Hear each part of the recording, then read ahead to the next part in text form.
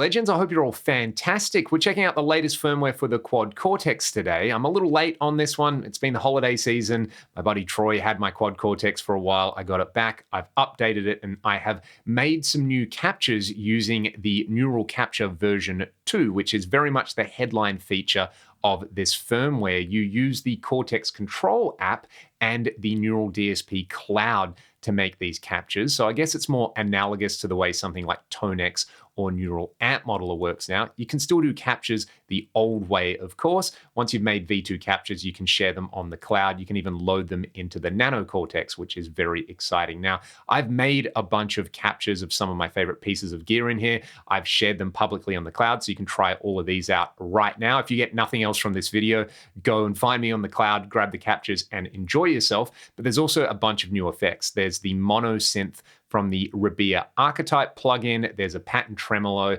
and I've been waiting for this and asking for this from day one with the Quad Cortex, and it's not the plugin integration, it's Micropitch. You can now get this microprocessor in here. You can slap on 9 cents of detune on either side in glorious stereo and absolutely grease up your guitar tones. So let's do just that. I'm going to go back to scene A over here.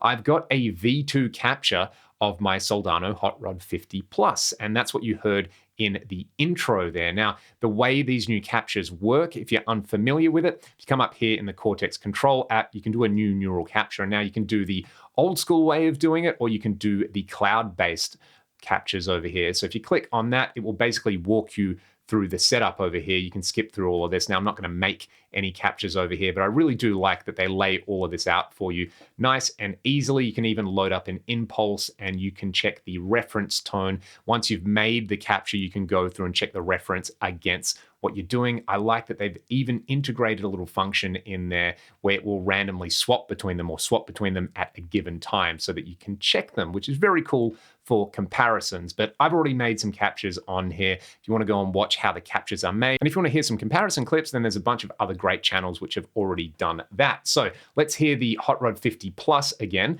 I've got my free cab IR on here, and I've got a little bit of the plate tight reverb. This is a Les Paul custom with some burst buckers, a 1 in the neck and a 2 in the bridge.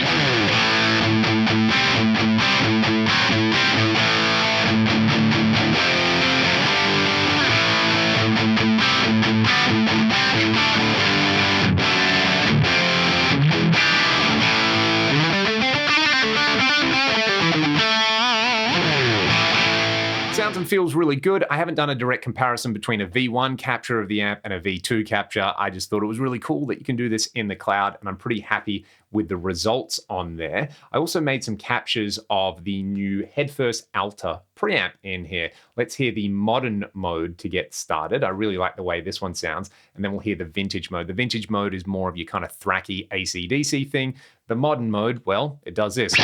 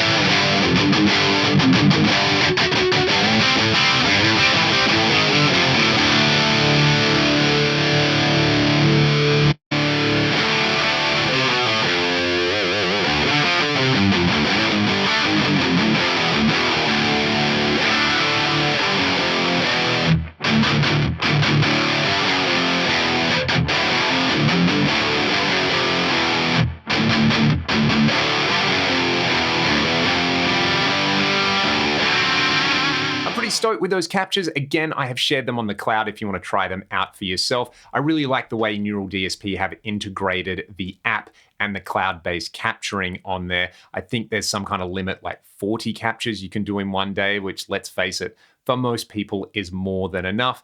And I actually kind of like that they've done that so that it's not just going to end up with the cloud totally overtaken with commercial capture vendors in there, just absolutely spamming it. It means if you want to make a couple of captures of your favorite amp for your own purposes and you have no interest in sharing them, you can do that. You're not going to have to wait a whole bunch of time on the servers. So that's one nice feature of that limitation on there. And then, of course, Micropitch. You know, if you've seen any of my other Quad Cortex videos, I've been like, where the Micropitch at? And I'm so happy that it's in there. It's an effect that I just personally, unashamedly really like using, but I feel like it's not really come back into vogue. I don't think it will ever come back fully into vogue like it did in the mid to late 80s, but it's definitely not one of those effects that people turn their nose up at anymore, and it can be a really effective way to add some width and girth to your guitar tones. So I've gone to my main high gain preset on here, and I actually really love this 5153 Stealth red model in here with the EL34s. I think it sounds absolutely bunter, and normally what I would do for some extra width is use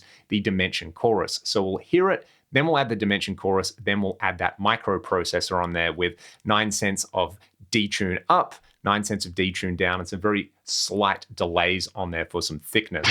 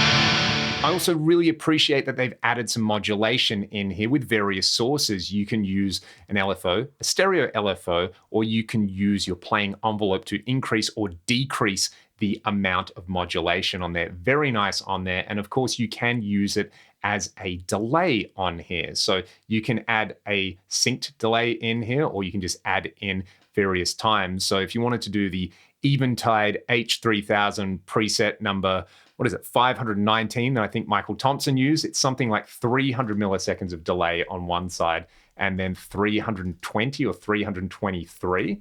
And this is using 9 cents up and down again. This actually makes a super awesome stereo delay, especially if you add a little bit of feedback on there.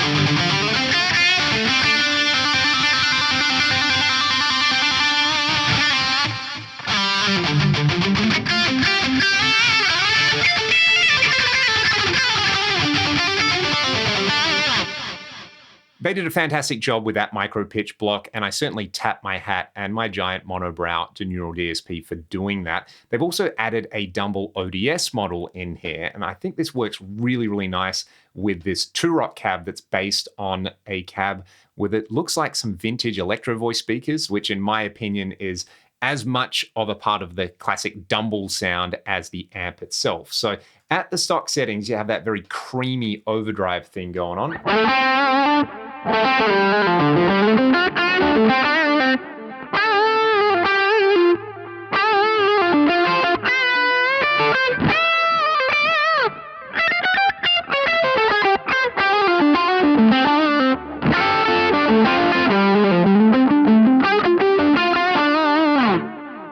Very nice. That's a bit of ping pong stereo analog delay and a bit of the tight plate on there again. I really like this for straight up clean sounds. And again, I like that they have gone in here and modeled all the various little switches. So this is the clean with the preamp boost off. You can see how I've got it dialed in over there. I've added the bright boost. I could have the mid boost. I've got the EQ set on a rock at the moment. We can change it over to jazz. So I'll just hit a couple of these switches.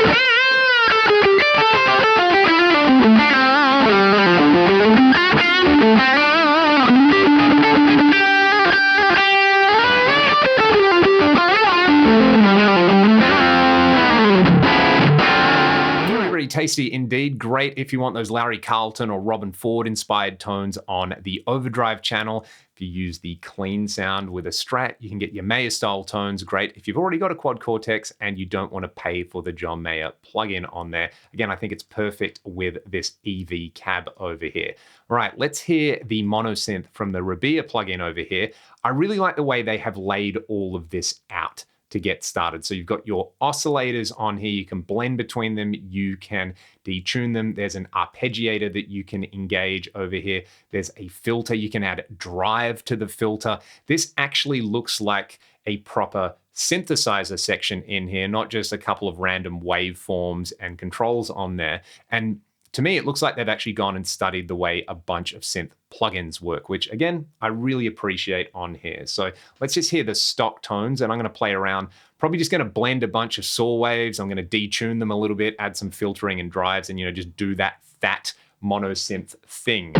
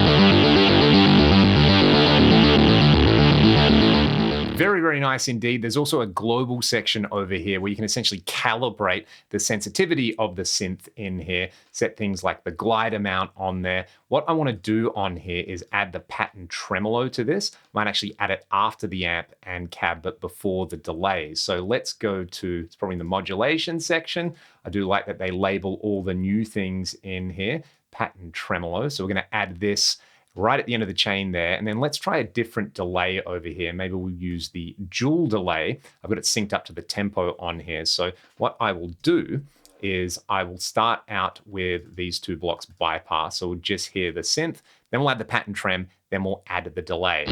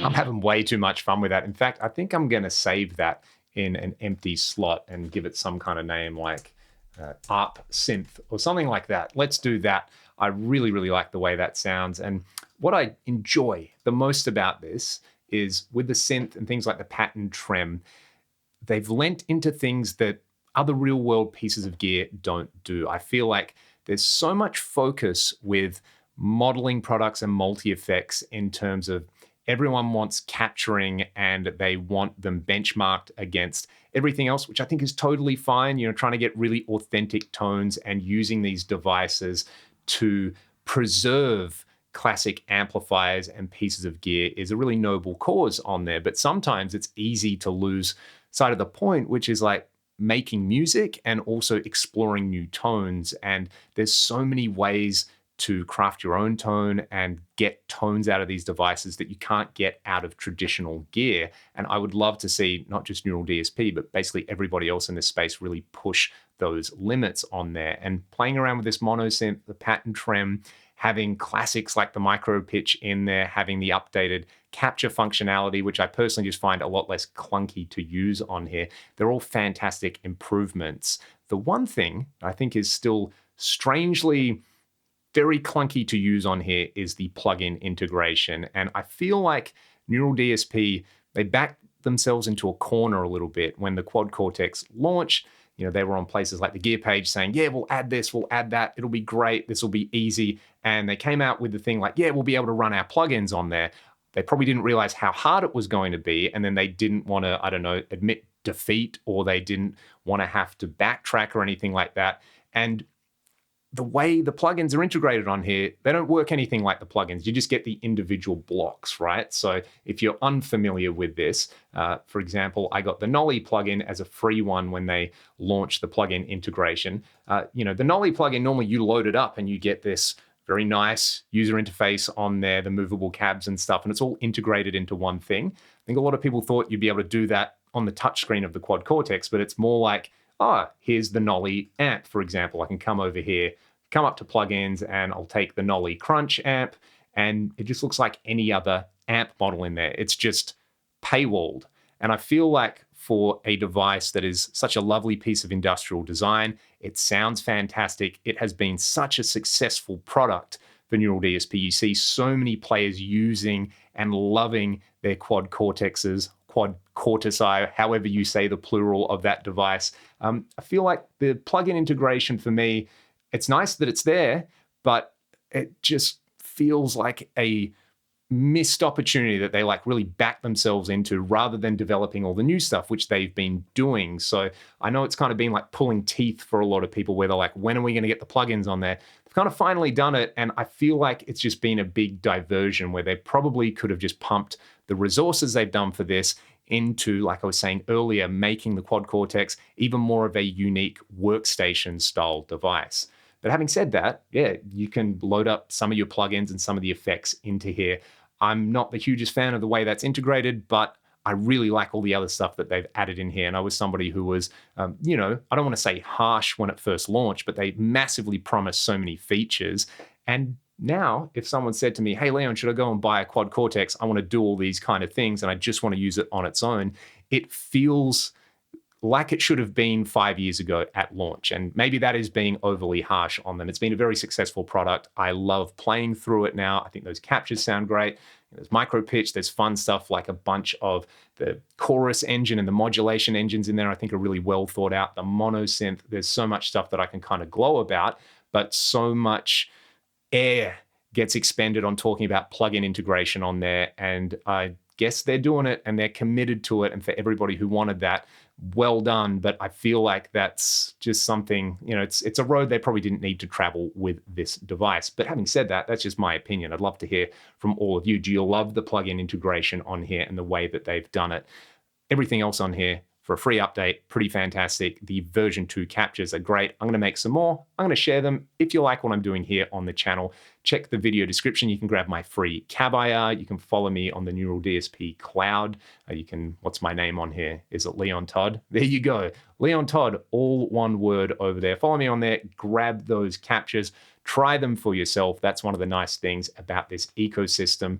I'm going to pull up stumps for now. I had a whole bunch of fun playing on this video. In fact, I'm going to go back and load up this preset from scratch and maybe do some more funky ARP stuff to play you guys all out. Where'd that preset go? Here it is. All right. Have a good one, everybody. I'll see you on the next one.